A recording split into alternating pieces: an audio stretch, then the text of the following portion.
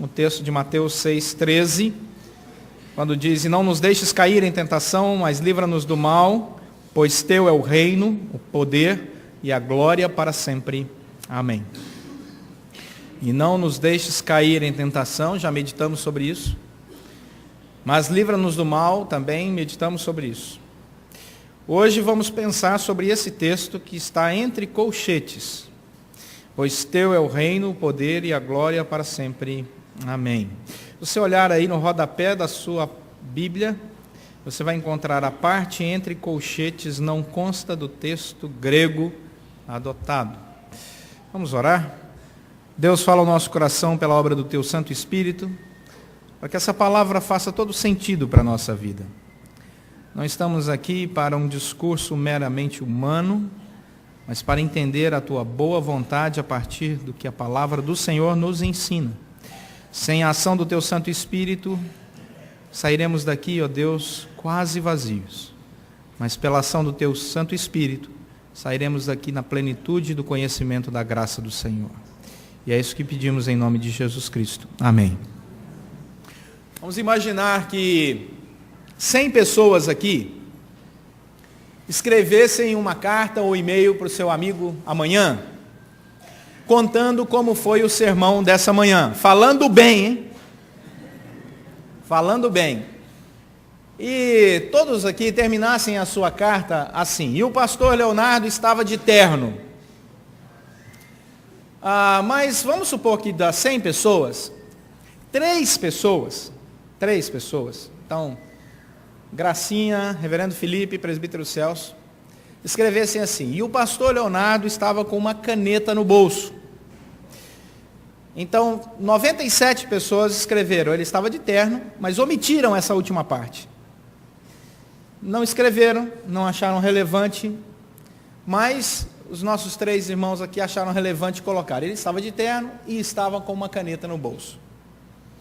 Vamos supor que os anos se passam, um belo dia, alguém vai fazer um levantamento histórico sobre a Igreja Presbiteriana da Gávea, resolve compilar, reunir todos esses escritos e transcrevê-los para que nós possamos ter uma visão do que aconteceu há tantos anos atrás. Então alguém escreveria que em 97% dos escritos não apareceu o detalhe e o pastor Leonardo tinha uma caneta no bolso. Mas em 3% dos escritos apareceu esse detalhe.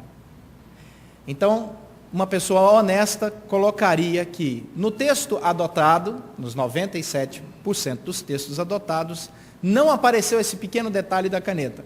Mas, como esse detalhe apareceu em 3, é colocado entre colchetes, e por isso está assim na Escritura Sagrada. Mas, antes de colocar esse pequeno detalhe, é necessário fazer algumas perguntas sobre esse pequeno detalhe. E é isso que os teólogos fazem. Ou seja, ao colocar aqui: "Pois teu é o reino, o poder e a glória para sempre. Amém." Qual o critério que se usa para adotar, mesmo entre colchetes, este pequeno adendo aqui? Já que Lucas não considerou esse adendo, porque se você olhar o Pai Nosso em Lucas, você não encontrará. E a Igreja Católica Apostólica Romana nos ensinou, eu fui católico apostólico romano, e sei que muitos aqui também, nos ensinou a orar o Pai Nosso, melhor, rezar o Pai Nosso, sem essa pequena parte. Então, por que essa pequena parte está aqui? Qual a importância dela? Qual o critério que foi usado para que ele entrasse aqui entre colchetes? Primeiro, o fato de que ele não contradiz o ensino de Jesus Cristo. Ou seja, ao dizer: "Pois teu é o reino, o poder e a glória para sempre. Amém." Esta frase contradiz o ensino de Jesus Cristo? Não. Então podemos aceitá-lo. A maneira de escrever é diferente da maneira com que Mateus escreveu todo o seu texto? Não. A linguagem é compatível com a de Mateus. O que esse texto diz: "Pois teu é o reino, o poder e a glória para sempre. Amém." Contradiz a Escritura Sagrada como um todo? Não, de maneira alguma, não contradiz. Então, se o texto não contradiz a Escritura, se a maneira de escrever não é diferente dos relatos de Mateus, se o texto não contradiz o que Jesus disse, e se o texto não contradiz a si mesmo, então podemos aceitá-lo, e por isso ele entra no texto entre colchetes. Isso serve para esse texto e para qualquer outra crítica que os irmãos queiram ler no futuro sobre alguns textos da Sagrada Escritura. É sempre bom irmos convagar nesses assuntos. Por quê? Porque provavelmente Mateus registrou isso aqui porque ele tinha alguma relevância para a nossa vida. Vamos pensar um pouco sobre a história de Mateus. Mateus é judeu, coletor de impostos. Como coletor de impostos, mal visto pela comunidade judaica, um publicano, ou seja, coletor de impostos como Mateus, era tão mal visto no contexto judaico que nem frequentar a sinagoga ele poderia mais, pelo fato de ser coletor de impostos. Eis que passa Jesus Cristo, olha para aquele homem ali na coletoria, excluído religiosamente, marginalizado pelos seus, e diz assim: levanta e segue-me. Há sem dúvida nenhuma uma comunicação espiritual na vida desse homem, porque ele levanta, deixa um grande salário, o que é realmente marca de conversão judaica, para seguir a Jesus. Esse homem agora reconhece que Jesus é o Messias esperado pelo povo judeu, sabe a importância do momento histórico que vive, impelido e inspirado pelo Espírito Santo, vai relatar a história de Jesus Cristo, que é o Evangelho, e ele leva tão a sério o escrever esse Evangelho, que Mateus cita o Antigo Testamento, e ele escreve para judeus, o interesse de Mateus é que os judeus entendam que Jesus é o Messias, ele cita o Antigo Testamento 99 vezes, ou seja, Mateus cita o Antigo Testamento em seu Evangelho mais vezes do que Marcos, Lucas e João somados. Esses três evangelistas somados citam o Antigo Testamento menos vezes do que Mateus, porque ele quer mostrar para o povo judeu que aquele Jesus é o Messias. Por isso o escrito dele é algo muito sério. Se encontramos aqui, pois teu é o reino, o poder e a glória para sempre, amém, isso tem algum significado para a nossa vida espiritual, tendo em vista o contexto do Pai Nosso. Nós já vimos que o Pai Nosso não é para qualquer um. Nós já vimos nos outros sermões aqui que o Pai Nosso deve ser orado por pessoas que se reconhecem como filhos de Deus. Por isso podem chamá-lo como Pai, reconhecem os atributos do Pai. Nós já vimos que alguém que ora o Pai Nosso tem que ter plena consciência que ele é discípulo e que sabe o que está falando na presença do Senhor e a profundidade da sua oração. Não é uma reza repetida qualquer, é algo muito mais profundo, de alguém que entra na presença de Deus e diz: Senhor, eu sei quem Tu és, sei quem eu sou, sei a minha situação e eu quero colocar toda a minha vida na Tua presença, intercedendo e pedindo pela ação do Teu Santo Espírito em minha vida. Então, por que este finalzinho aparece aqui? Opinião do pastor Leonardo, eu creio que é um responso litúrgico. O que é isso? Vamos dar uma caminhada na Bíblia em 1 Crônicas, capítulo 16, verso 36. 1 Crônicas 16, 36. Salmo de Davi em Ações de Graça, página 386 do Antigo Testamento. Página 386 lá do Antigo Testamento, dessa Bíblia que está com você aí. Tem aqui o momento litúrgico de Davi, e lá no finalzinho, 1 Crônicas 16, 36, diz assim: Bendito seja o Senhor, Deus de Israel, desde a eternidade até a eternidade. Ao concluir a sua oração de cântico, de hino, de louvor, de adoração litúrgica na presença do Senhor, e todo o povo disse: Amém, e louvou o Senhor. 1 Coríntios capítulo 14, verso 16. 1 Coríntios capítulo 14, verso 16. Paulo, página 187 do Novo Testamento. 187. 1 Coríntios 14, 16, Paulo, ensinando a liturgia à igreja, diz o seguinte: E se tu bendisseres apenas em espírito, como dirá o indouto o amém, depois da tua ação de graças? Então havia uma resposta à oração em que a igreja na liturgia dizia amém. Vamos para Apocalipse, capítulo 5, verso 14, página 265, lá no finalzinho da Bíblia, página 265, Apocalipse, capítulo 5, verso 14.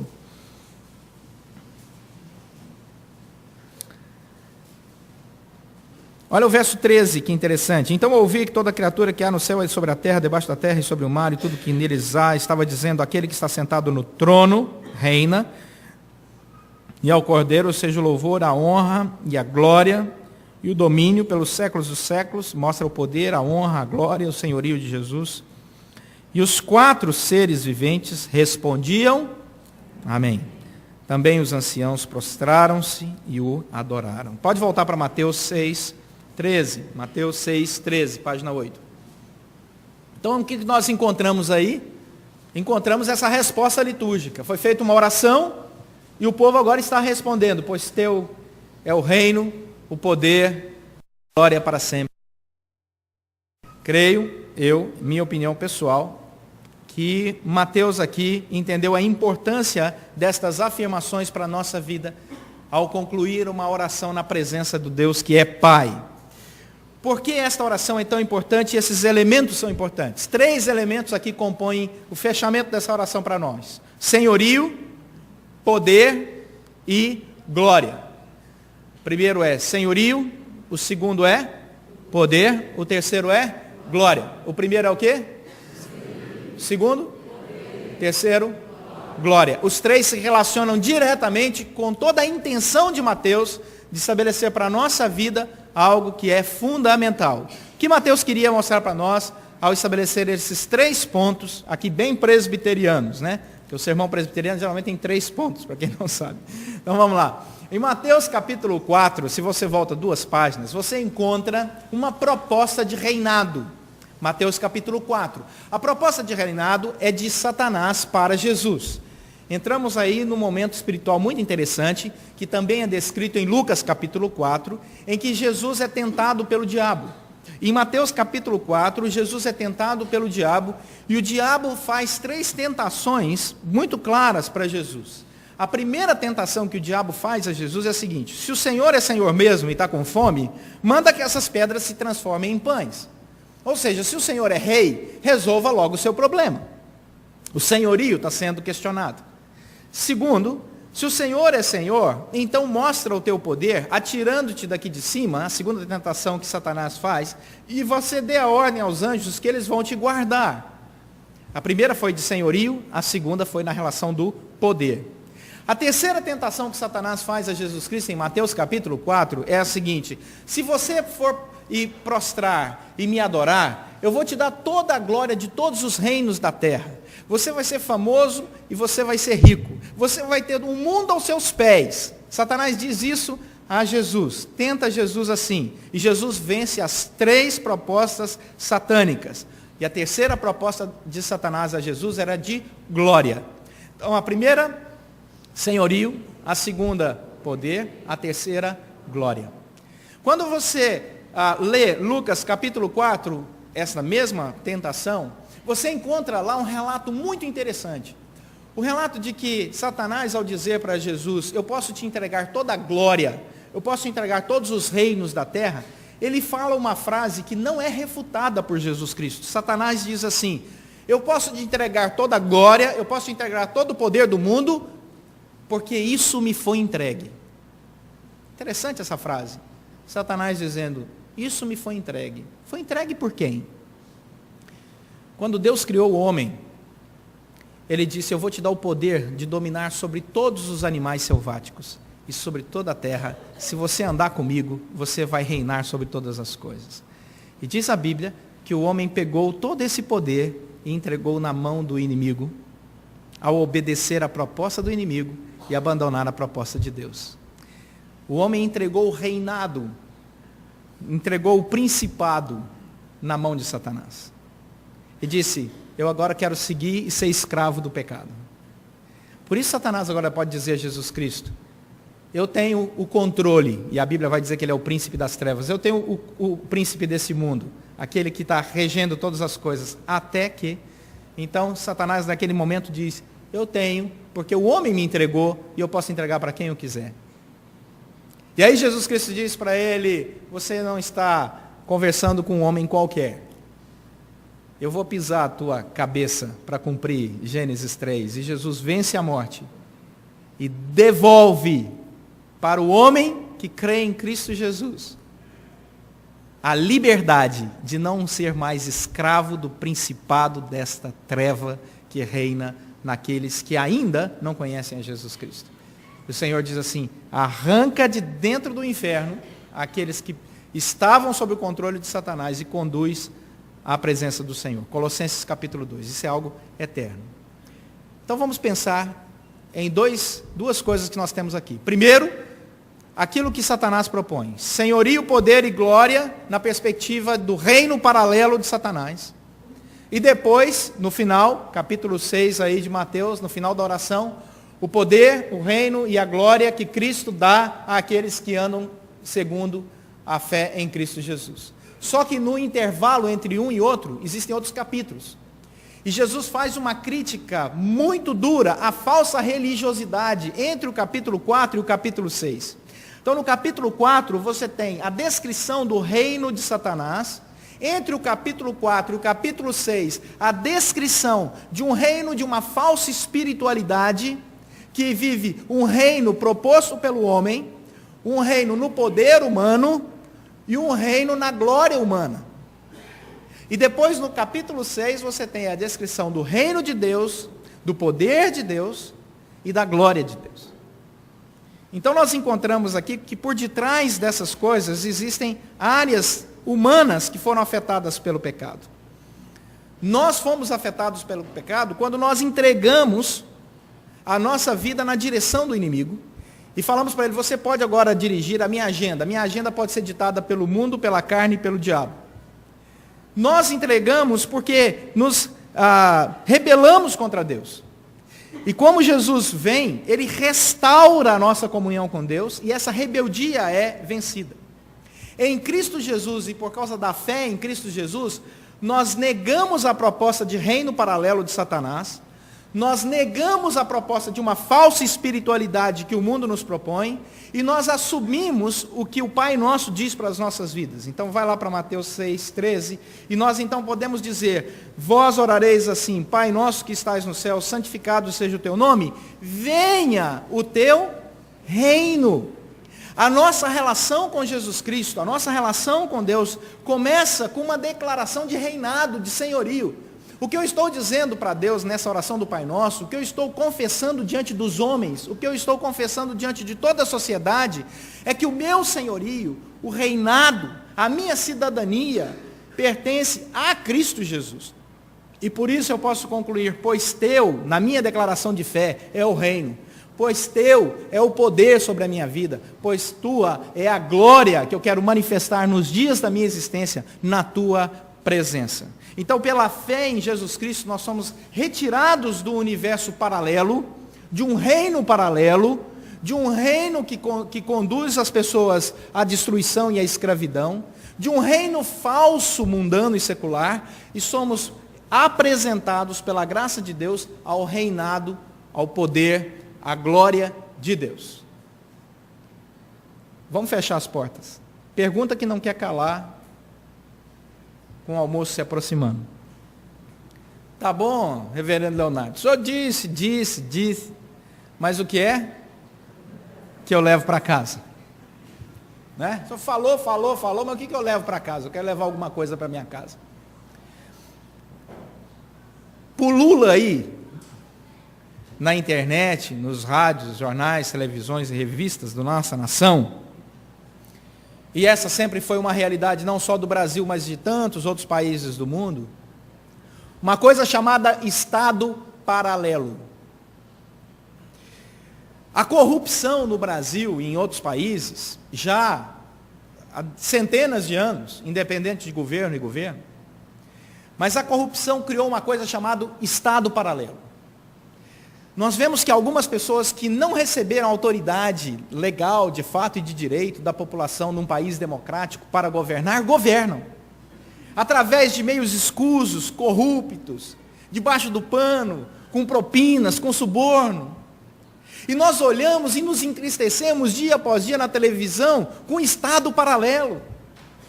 Nós nos escandalizamos sempre com o poder do Estado paralelo. Como é que pode uma pessoa, uma organização, uma empresa, um pequeno grupo, dirigir tantas áreas, ter tentáculos que atingem tantos lugares? Como pode? Que força é essa desse poder paralelo, desse Estado paralelo, desse governo paralelo? Eu me decepciono com o Estado paralelo em qualquer país, sob qualquer governo. Isso já existe há centenas e milhares de anos. Mas nós não conseguimos mudar isso, assim, da noite para o dia. Desculpem, eu sou um pessimista nessa perspectiva. Continuo acreditando no país democrático de direito, mas a coisa está muito feia no mundo todo. Eu não consigo mudar o mundo inteiro, mas existe um reino onde eu tenho poder total. Existe um espaço aonde eu vou declarar a ética do senhorio. Existe um ambiente aonde o reinado será absoluto. Existe um espaço aonde o poder será poder de fato, puro, transparente e para o bem. Existe um lugar aonde a glória pode se manifestar em todo o seu esplendor. Esse lugar é aqui dentro. No reino da minha alma não caberá espaço para o estado paralelo e o reino do diabo. Dentro desse coração aqui, não me venha com uma proposta de falsa religiosidade. Dentro desse espaço geográfico, existe uma bandeira fincada pelo senhorio de Jesus Cristo. Ele reina absoluto. O poder é dele, a glória é dele, a honra é dele. E se alguma coisa bela acontece, é porque o Senhor fez. Porque toda boa dádiva e todo dom perfeito vem do Senhor. Meu irmão e minha irmã, você tem o poder de declarar, pela graça de Deus, esse reinado em seu coração. Não permita que um estado paralelo proposto pelo inimigo, não permita que um estado paralelo proposto por uma falsa espiritualidade, não permita que o estado paralelo proposto por uma sociedade corrompida venha reinar no seu coração. A responsabilidade é sua, mas o privilégio também é seu. Portanto, você pode concluir uma oração assim na presença do Senhor, dizendo: Senhor, eu quero dizer uma coisa aqui do fundo de minha alma. Teu é o senhorio aqui dentro, teu é o reino, teu é o poder, tua é a glória. E eu serei conduzido por tua graça sempre. Que o Senhor assim nos abençoe. Vamos orar.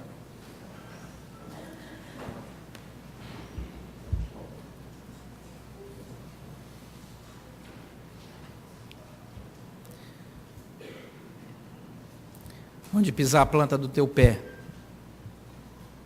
declare o senhorio de Cristo ali naquele lugar. A Bíblia diz que Ele andará ao nosso lado em todo o tempo, até a consumação dos séculos. Nós nunca estamos sozinhos. Ele reina sobre a sua agenda. Deus reina sobre sua casa. Deus reina sobre sua vida profissional. Diga isso.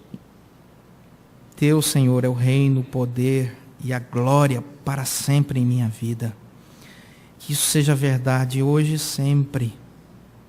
Porque eu sei que vivendo assim, a minha vida será maravilhosa. Só depende de você, essa resposta da graça de Deus. Convite do Senhor. Senhor, nosso Deus e Pai, muito obrigado pelo privilégio de estarmos aqui em família da fé. Obrigado porque o Senhor reina sobre as nossas vidas. Cremos que não é o acaso que reina sobre nós, um destino qualquer, mas o Senhor é Senhor da nossa existência. Tudo o que temos e somos vem da Tua graça, do Teu amor, do Teu cuidado, da capacitação do Senhor. Ó Deus, nos ensine sempre a declarar o Teu senhorio, a experimentar o Teu poder e a glorificarmos o Senhor com os nossos lábios e nossas atitudes. Abençoa cada casa aqui representada nessa manhã, cada irmão e irmã que nos acompanha pela internet. Cuida de cada um, Senhor. Oramos agradecidos em nome de Jesus Cristo.